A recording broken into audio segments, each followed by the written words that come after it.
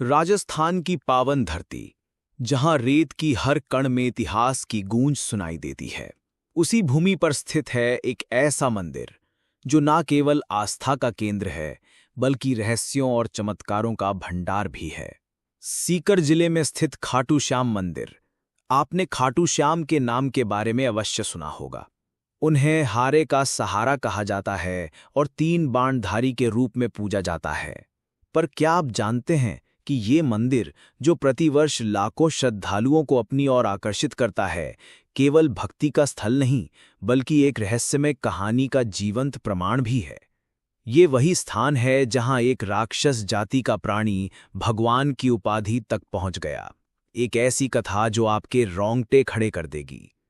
आज हम आपको खाटू श्याम मंदिर की एक ऐसी अनसुनी यात्रा पर ले जाने वाले हैं, जहां हर कदम पर एक चमत्कार, हर दीवार पर एक कथा और हर कोने में एक रहस्य छिपा हुआ है। शायद आपने ये नहीं सुना होगा कि खाटू श्याम मंदिर की नींव एक ऐसी कहानी पर टिकी है जो महाभारत काल से जुड़ी हुई है। ये मंदिर केवल पत्थरों से बनी एक रचना नहीं, बल्कि ये भीष्म पितामह के वचन, एक वीर योद्धा की आत्मत्याग और श्री कृष्ण के आशीर्वाद का साक्षात प्रतीक है। लेकिन ये मंदिर केवल इस पौराणिक कथा से ही अद्भुत नहीं बनता। इसकी भव्यता और रहस्यमय घटनाएं इसे और अधिक अलौकिक बनाती हैं। मंदिर के गर्भगृह में स्थापित श्याम बाबा की प्रतिमा एक ऐसे कुएं से प्राप्त हुई थी जिसे आज श्याम कुंड कहा जाता है। इस कुंड के जल को अमृत तुल्य माना जाता है और मान्यता है कि इसका स्पर्श मात्र भी व्यक्ति के समस्त पापों को नाश कर देता है। लेकिन इस कुंड में पानी कहां से आता है, इसके बारे में कोई नहीं जानता।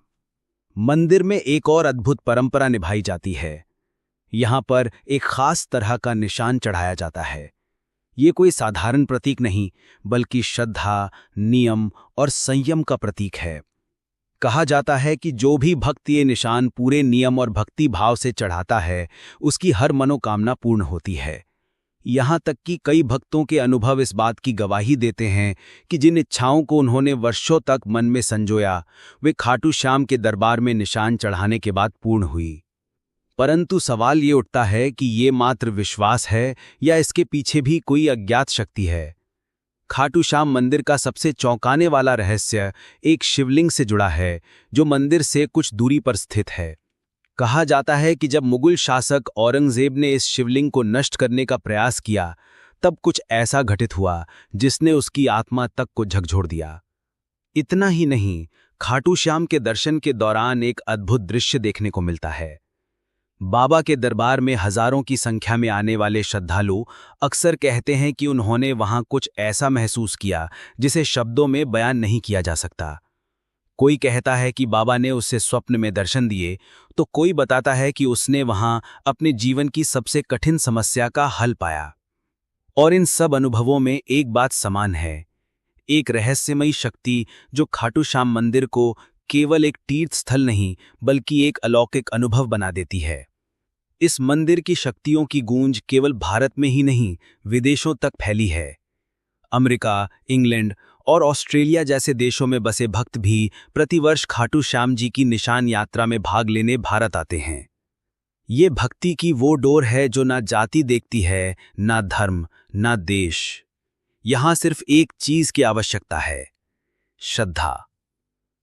तो क्या आप तैयार हैं इस मंदिर के उन रहस्यों से पर्दा उठाने के लिए जो सदियों से छिपे हैं? यदि हां, तो जुड़िए हमारे साथ इस खास डॉक्यूमेंट्री वीडियो में, जहां हम आपको लेकर चलेंगे खाटू श्याम मंदिर की उन गलियों में, जहां इतिहास, रहस्य और भक्ति एक साथ मिलते हैं। ये केवल एक यात्रा नहीं होगी, ये आपके विश्वास को एक नई दिशा देने वाली अनुभव यात्रा होगी।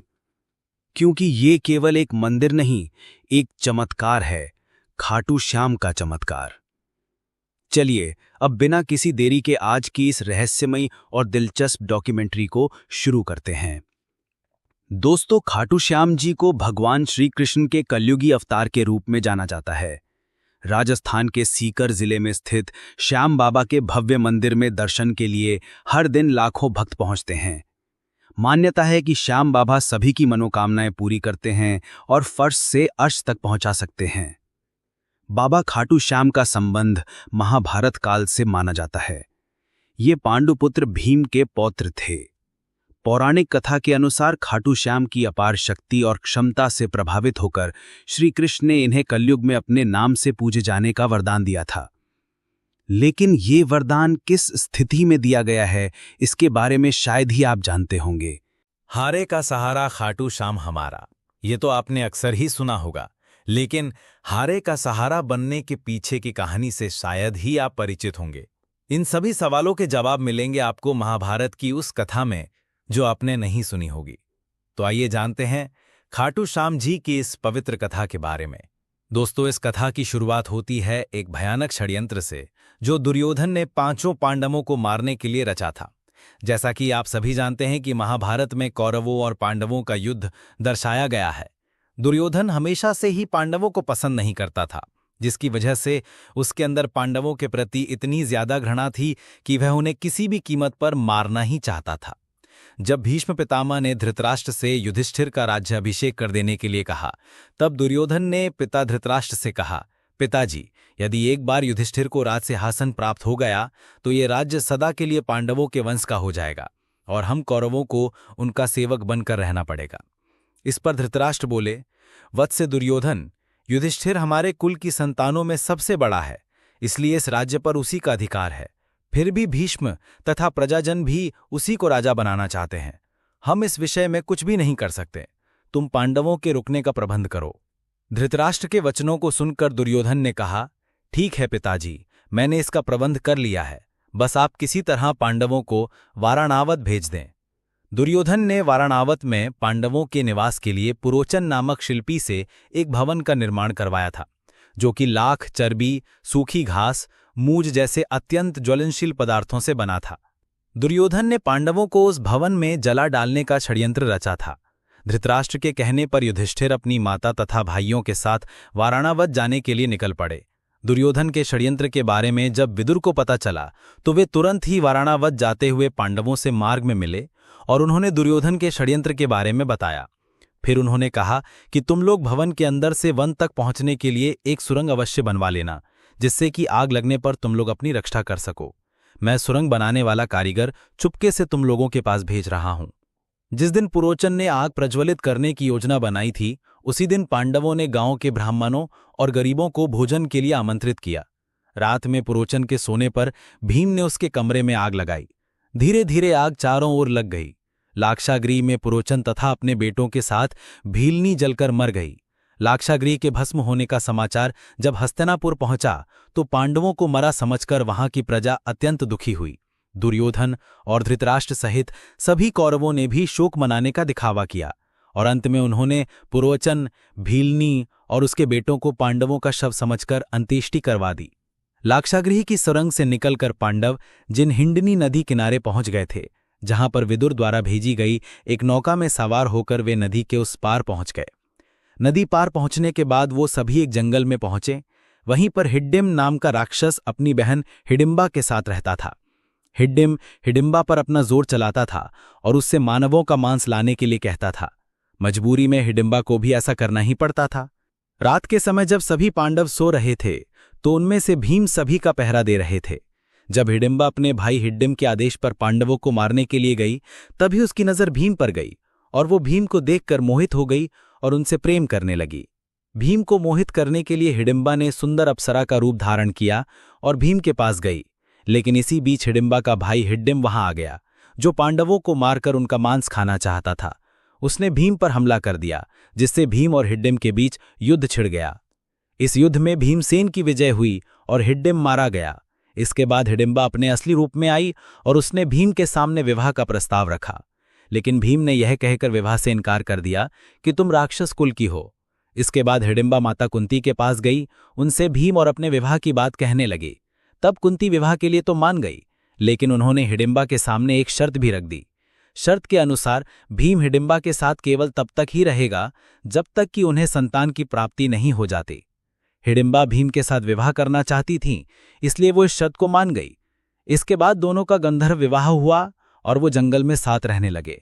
कुछ समय बाद हिडिंबा और भीम का एक पुत्र भी हुआ, जिसका नाम घटोत्कच रखा गया। समय बीता और घटोत्कच का विवाह दैत्यराज मोरा की बेटी अहिलावती के साथ हुआ, जिन्हें मौरवी और कामकांतिका के नाम से भी जाना जाता है। घटोत्कच और अहिलावती के 2 पुत्र हुए। घटोत्कच के एक पुत्र का नाम बर्बरीक और दूसरे का नाम अंजन पर्वा रखा गया। बर्बरीक ने शस्त्र, शास्त्र और अन्य सभी ज्ञान अपनी मां अहिलावती का आशीर्वाद लेकर प्राप्त किए। उन्होंने ही बर्बरीक को भगवान शिव की तपस्या करने के लिए प्रेरित किया, जिसके बाद भगवान शिव ने बर्बरीक से प्रसन्न होकर उन्हें 3 अभेद्य बाण दिए, जो कि पूरी सेना का विनाश कर वापस तरकश में आ सकते हैं। समय बीता और जब कौरव और पांडवों के बीच युद्ध होना था, तब बर्बरीक ने युद्ध में भाग लेने का निर्णय लिया। अब वैसे तो देखा जाए बर्बरीक को पांडवों की तरफ से ही लड़ना था, लेकिन इसी बीच उनका एक वचन था जो उन्होंने अपनी मां से लिया था कि वे हमेशा हारे की तरफ से ही लड़ेंगे। उनका ये वचन ही आगे चलकर हारे का सहारा नाम की नींव बना। भगवान श्री कृष्ण युद्ध का परिणाम जानते थे और उन्हें डर था कि कहीं पांडवों के लिए उल्टा ना पड़ जाए, अतः उन्होंने ब्राह्मण का वेश धारण कर बर्बरीक का मार्ग रोककर उनसे पूछा कि आप कहाँ प्रस्थान कर रहे हैं। बर्बरीक ने अपना ध्येय बताया कि वे कुरुक्षेत्र जाकर अपना कर्तव्य निर्वाह करेंगे, और इस पर ब्राह्मण रूप में श्री कृष्ण ने उन्हें अपना कौशल दिखाने को कहा। बर्बरीक ने एक ही तीर से पेड़ के सभी पत्तों को भेद दिया, सिवाय एक पत्ते के जो श्री कृष्ण ने अपने पैरों के नीचे दबा दिया था। बर्बरीक ने ब्राह्मण रूपी श्री कृष्ण से प्रार्थना की कि वो अपना पैर पत्ते के ऊपर से हटाए, वरना आपका पैर घायल हो सकता है। श्री कृष्ण ने अपना पैर हटा लिया। वह बर्बरीक से एक वरदान मांगा। बर्बरीक ने कहा, हे यजमान, आप जो चाहे मांग सकते हैं, मैं वचन का पूर्ण पालन करूंगा। ब्राह्मण रूपी श्री कृष्ण ने शीश दान मांगा। ये सुनकर बर्बरीक तनिक भी विचलित नहीं हुए, परंतु उन्होंने श्री कृष्ण को अपने वास्तविक रूप में दर्शन देने की बात की, क्योंकि कोई भी साधारण व्यक्ति ये दान नहीं मांग सकता। तब श्री कृष्ण अपने वास्तविक रूप में प्रकट हुए। उन्होंने महाबली त्यागी तपस्वी वीर बर्बरीक का मस्तक रणचंडिका को भेंट करने के लिए मांगा, और साथ ही वरदान दिया कि कलयुग में तुम मेरे नाम से जाने जाओगे, मेरी ही शक्ति तुम में निहित होगी, देव तुम्हारे मस्तक की पूजा करेंगे। जब तक ये पृथ्वी, नक्षत्र, चंद्रमा तथा सूर्य रहेंगे, तब तक तुम लोगों के द्वारा मेरे शिष्याम रूप में पूजनीय रहोगे। मस्तक को अमृत से सींचा और अजर मर कर दिया। मस्तक ने संपूर्ण महाभारत का युद्ध देखा एवं युद्ध के निर्णायक भी रहे। युद्ध के बाद महाबली बर्बरीक कृष्ण से आशीर्वाद लेकर अंतर्धान हो गए।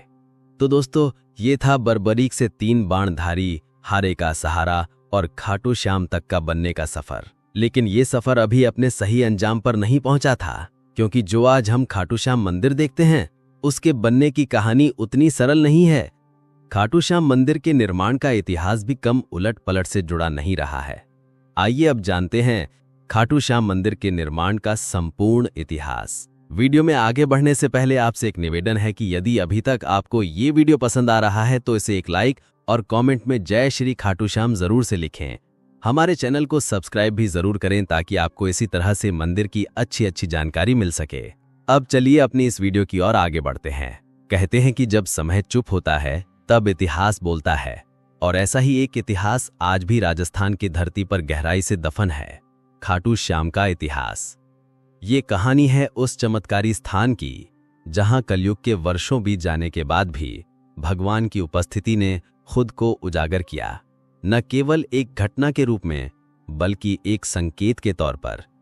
राजस्थान के सीकर जिले में स्थित खाटू नामक गांव, जो कभी साधारण सा प्रतीत होता था, अचानक आस्था और रहस्य का केंद्र बन गया। ये उस समय की बात है जब इस स्थान की धार्मिक पहचान अब तक धुंधली थी, किंतु एक दिन जब एक गाय एक विशेष स्थान पर पहुंची तो कुछ ऐसा हुआ जिसने सबका ध्यान खींच लिया। गाय जैसे ही उस जगह पहुंची जहां बाद में रहस्य उजागर हुआ, उसके थनों से अपने आप दूध बहने लगा। ये दृश्य किसी चमत्कार से कम नहीं था। ग्रामीण स्तब्ध रह गए, और जैसे जैसे इस बात की चर्चा फैली, लोगों ने उस जगह को खोदने का निर्णय लिया। जब जमीन की परतें हटाई गईं, तो वहां से जो निकला वो एक साधारण वस्तु नहीं थी। वहां दबा हुआ था एक सिर, एक दिव्य मुखाकृति जिसने युगों से खुद को इस धरती के भीतर छुपा रखा था। इस रहस्यमय सिर को ग्रामीणों ने श्रद्धा से उठाया और एक ब्राह्मण को सौंप दिया। ब्राह्मण ने कई दिनों तक उसकी विधिवत पूजा की, ये जानने की प्रतीक्षा करते हुए कि अब आगे क्या करना है। लेकिन जिस उत्तर की उसे प्रतीक्षा थी वो एक दिव्य स्वप्न के रूप में खाटू के तत्कालीन राजा रूप सिंह चौहान को प्राप्त हुआ। स्वप्न में उन्हें आदेश मिला कि इस सिर के लिए एक मंदिर का निर्माण किया जाए, जहां इसे विधिपूर्वक स्थापित किया जाए। राजा ने इस दिव्य आज्ञा का पालन किया और सन 1027 ईस्वी में फाल्गुन शुक्ल एकादशी के दिन उस पवित्र मूर्ति को स्थापित कर एक भव्य मंदिर का निर्माण करवाया गया। समय बीतता गया और वर्षों बाद 1720 ईस्वी में मारवाड़ के तत्कालीन शासक के निर्देश पर दीवान अभय सिंह नामक एक प्रतिष्ठित रईस ने इस प्राचीन मंदिर का जीर्णोद्धार करवाया। यहीं से खाटू श्याम मंदिर ने अपनी वर्तमान भव्यता प्राप्त की। जो मूर्ति गर्भगृह में विराजमान है वह अत्यंत दुर्लभ पत्थर से निर्मित है और आज भी उसी अलौकिकता के साथ पूजनीय है। खाटू श्याम आज न केवल राजस्थान बल्कि पूरे भारत में लाखों परिवारों के कुल देवता है। गुजरात के अहमदाबाद के पास लांभा गांव में स्थित खाटू श्याम का एक और मंदिर इस बात का प्रमाण है कि बाबा का आशीर्वाद हर दिशा में फैला है। यहाँ श्रद्धालु अपने नवजात शिशुओं को बाबा का आशीर्वाद दिलाने लाते हैं, क्योंकि यहाँ बाबा को बलियादेव के रूप में भी पूजा जाता है। मंदिर की वास्तुकला, उसकी हर ईंट, हर पत्थर में भक्ति की भाषा बोलती है। चूने के मुर्तार, सफेद संगमरमर और पारंपरिक टाइलों का सुंदर संगम इस संरचना को कलात्मक बनाता है। गर्भगृह के शटर चांदी की परतों से सजे हैं और मुख्य प्रार्थना कक्ष, जिसे जगमोहन कहा जाता है, वहां की दीवारें पौराणिक चित्रों से भरपूर है। हर चित्र एक कथा, हर रंग एक आस्था। मंदिर के मुख्य द्वार से प्रवेश करते ही सामने एक विशाल खुला प्रांगण दिखाई देता है, जहां श्रद्धालु बाबा के दर्शन के लिए पंक्तिबद्ध होते हैं। प्रांगण से कुछ दूरी पर स्थित है श्याम बगीची, एक सुंदर पुष्प वाटिका, जहां से केवल चुने हुए पुष्प ही देवता को अर्पित किए जाते हैं। इसी बगीचे में बाबा के एक महान भक्त आलू सिंह की समाधि भी स्थित है, जो आज भी श्रद्धालुओं के लिए प्रेरणा का स्रोत है। परंतु इस पवित्र स्थान का सबसे रहस्यमय स्थल है श्याम कुंड, एक पवित्र जलाशय जहां से कभी बाबा श्याम का शीश प्राप्त हुआ था। श्रद्धालुओं की मान्यता है कि इस कुंड में स्नान करने से सारे पाप धुल जाते हैं और व्यक्ति को जीवन में परम शांति प्राप्त होती है। लोग सच्चे मन से डुबकी लगाते हैं और बाबा से अपने जीवन के कष्टों से मुक्ति की प्रार्थना करते हैं। कहा जाता है कि इस कुंड में पानी सीधा पाताल लोक से आता है, और यह सच भी लगता है, क्योंकि देखने पर आपको इसके आसपास कोई ऐसा सोर्स नजर भी नहीं आता है। इस कुंड की यह बात इसे और भी ज्यादा शक्तिशाली और रहस्यमयी बना देती है। मुख्य मंदिर से दक्षिण पूर्व दिशा में स्थित है गोपीनाथ मंदिर और इसके समीप ही स्थित है गौरी शंकर मंदिर, एक और दिव्य स्थल जिसकी कहानी दिल दहला देने वाली है। कहा जाता है कि जब औरंगजेब की सेना इस मंदिर को नष्ट करने पहुंची तो उन्होंने शिवलिंग पर भालों से प्रहार किया, पर जैसे ही उनके भाले शिवलिंग से टकराए वहां से रक्त के फवारे फूट पड़े। ये दृश्य इतना भयावह और चमत्कारिक था कि सैनिक तुरंत डरकर वहां से भाग निकले, और आज भी उस शिवलिंग पर वो घाव, भाले का निशान स्पष्ट रूप से देखा जा सकता है, जैसे भगवान ने स्वयं अपनी रक्षा की हो। खाटू श्याम जी का ये पावन मंदिर राजस्थान की राजधानी जयपुर से लगभग 80 किलोमीटर दूर स्थित है, और यहाँ पहुँचने के लिए श्रद्धालुओं को रिंग्स के मार्ग से होकर जाने की सलाह दी जाती है। ये यात्रा केवल एक धार्मिक यात्रा नहीं, बल्कि एक आत्मिक अनुभव होती है, जहाँ आस्था, इतिहास और चमत्कार एक साथ चलते हैं। हर साल लाखों भक्त यहाँ पहुँचते हैं, कोई आशीर्वाद पाने के लिए, कोई चमत्कार देखने के लिए और कोई अपनी श्रद्धा की अग्नि परीक्षा देने के लिए। और जब आप इस पवित्र धाम की भूमि पर कदम रखते हैं तो ऐसा लगता है मानो समय ठहर गया हो और भगवान स्वयं इस धरती पर विराजमान हैं। तो दोस्तों, ये था खाटू श्याम जी मंदिर के निर्माण का संपूर्ण इतिहास। आइए अब आपको बताते हैं उस खास निशान के बारे में जो बड़े ही भक्तिभाव से श्री खाटू श्याम मंदिर में चढ़ाया जाता है। यदि अभी तक आपको ये वीडियो पसंद आ रही है तो कमेंट में जय श्री खाटू श्याम जी जरूर लिखें। खाटू नगरी की रज में कुछ ऐसा सम्मोहन है कि एक बार जो यहाँ आ जाता है उसका हृदय यहीं अटक जाता है। और इस अद्भुत नगरी की सबसे पावन परंपराओं में से एक है बाबा श्याम के दरबार में निशान चढ़ाने की परंपरा। ये कोई साधारण रस्म नहीं, बल्कि श्रद्धा, समर्पण और विश्वास का प्रतीक है। जब भक्त बाबा श्याम के चरणों में अपनी मन्नत लेकर आते हैं तो सिर झुकाकर केवल प्रार्थना ही नहीं करते, बल्कि एक वादा भी करते हैं, हे लखदातार, हारे का सहारा, जब मेरी मुराद पूरी होगी तब मैं आपके दरबार में निशान लेकर पुनः लौटूंगा। लेकिन कई ऐसे श्रद्धालु भी होते हैं जिनका विश्वास इतना अडिग होता है कि वे अपनी मन्नत पूरी होने से पहले ही बाबा को निशान समर्पित कर देते हैं। उनके लिए ये यात्रा भरोसे की यात्रा होती है, जहां वे पहले बाबा पर विश्वास करते हैं और फिर फल की प्रतीक्षा करते हैं। ये परंपरा केवल आज के नहीं, सदियों पुरानी है। खाटू श्याम जी को चढ़ाया जाने वाला ये निशान, जिसे ध्वज भी कहा जाता है, एक अत्यंत पवित्र और भावनात्मक प्रतीक है, जो बाबा के बलिदान और विजय का प्रतिनिधित्व करता है। सनातन धर्म में ध्वज को सदैव विजय का प्रतीक माना गया है, और खाटू श्याम का ये ध्वज केवल कपड़े का एक टुकड़ा नहीं, बल्कि उनकी अमरता, उनके त्याग और उनके अपार प्रेम का प्रतीक है। ये हमें उस दिव्य क्षण की याद दिलाता है जब भगवान श्री कृष्ण के आदेश पर युद्ध की विजय के लिए श्याम बाबा ने, पूर्व जिन्हें बर्बरी कहा जाता था, ने अपना शीश दान कर दिया था। उन्होंने अपना बलिदान धर्म की रक्षा और अधर्म के विनाश के लिए दिया, और युद्ध का श्रेय भी स्वयं नहीं लिया, बल्कि श्री कृष्ण को समर्पित कर दिया।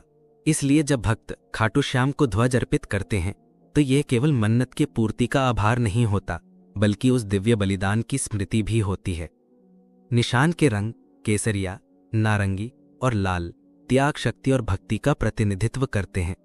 इन निशानों पर अक्सर श्री कृष्ण और श्याम बाबा की छवियां अंकित होती हैं, साथ ही पवित्र मंत्र भी, जो भक्तों को आंतरिक शांति का अनुभव कराते हैं।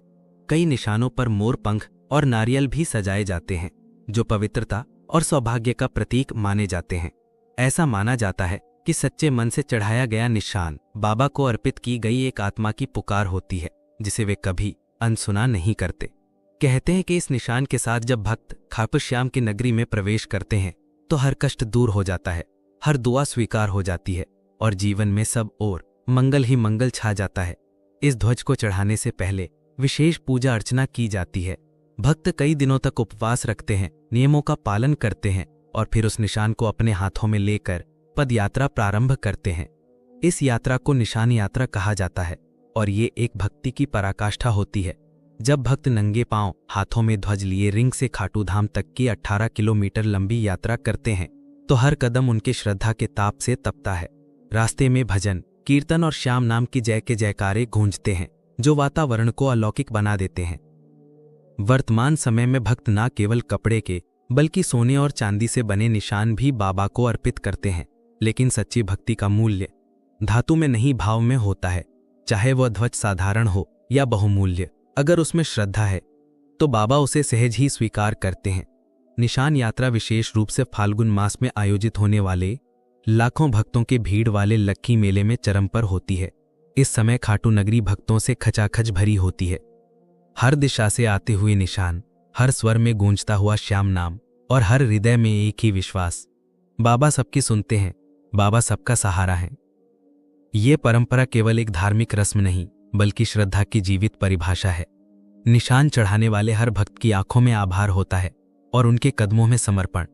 जब वे बाबा की मूर्ति के सामने खड़े होकर वो ध्वज अर्पित करते हैं, तो वो क्षण ऐसा होता है मानो आत्मा ने ईश्वर से साक्षात्कार कर लिया हो। वहां ना कोई भाषा बोलती है, ना कोई शब्द चाहिए होते हैं, बस एक मौन होता है, जिसमें केवल भक्ति की ध्वनि होती है।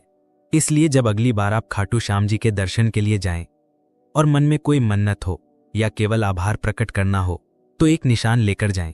वो ध्वज आपके विश्वास का संदेश बनकर बाबा के चरणों तक पहुंचेगा, और जैसे हजारों वर्षों से होता आया है, वैसे ही वह आज भी आपकी पुकार को सुने बिना नहीं रहेंगे।